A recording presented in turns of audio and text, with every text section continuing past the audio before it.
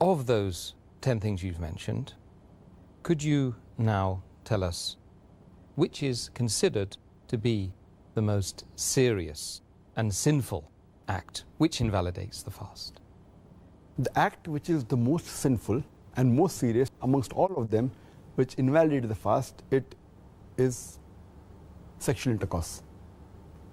That when you have sexual intercourse and when the two private parts meet, then your fast is invalidated, whether ejaculation takes place or not.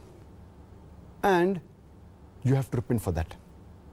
You have to complete the fast for that day and you have to make it up later, and you have to pay a penalty, that's kafara. According to the Sahih Hadith, in which a beloved Prophet said, it's mentioned in Sahih Bukhari, volume number 3, in the book of fasting, Hadith number 1936, where a man comes to the Prophet and says that I am ruined. Oh Prophet, I am ruined. The Prophet says, what is the matter? The man says, I had sex with my wife while I was fasting. So the Prophet says that, can you free a slave? So the man says, no, I cannot. Then the Prophet asks, can you fast consecutively for 2 months? Can you fast continuously for 60 days?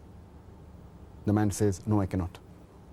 Then the Prophet says that, can you feed 60 poor people? And the man says no, and the hadith continues.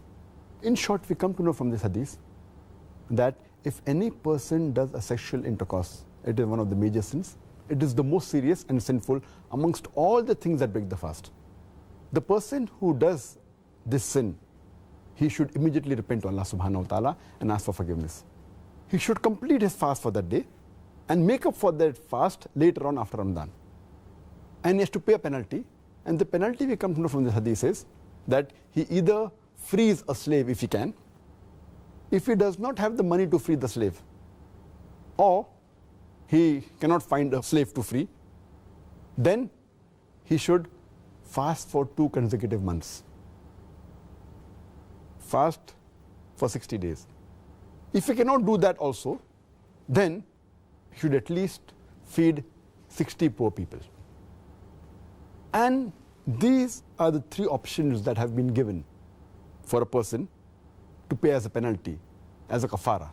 But if a person can do the first thing, he should not jump to the second or the third. The first is freeing a slave. If he cannot do that, if he doesn't have the money or cannot find a slave, then he can go to the next option, that is fasting consecutively for 60 days.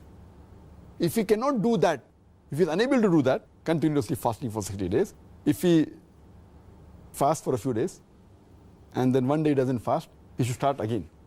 He should fast consecutively for 60 days. If he doesn't have the capacity to do that, then what he can do is he can feed 60 poor people. And each poor person should be fed with approximately half sa. Each sa is equal to 3 handfuls of outstretched hand of wheat. So half sa per person, or the food that is there of the land.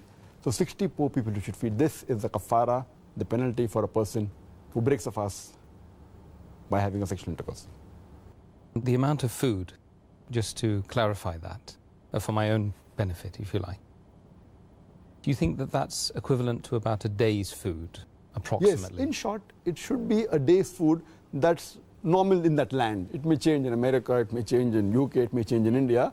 But at that time, it was like one of these says that one man requires half sa of meat. And each sa of meat is outstretched, 2 hands is outstretched, and the amount of wheat that comes in, that's equal to sa. So half of 3.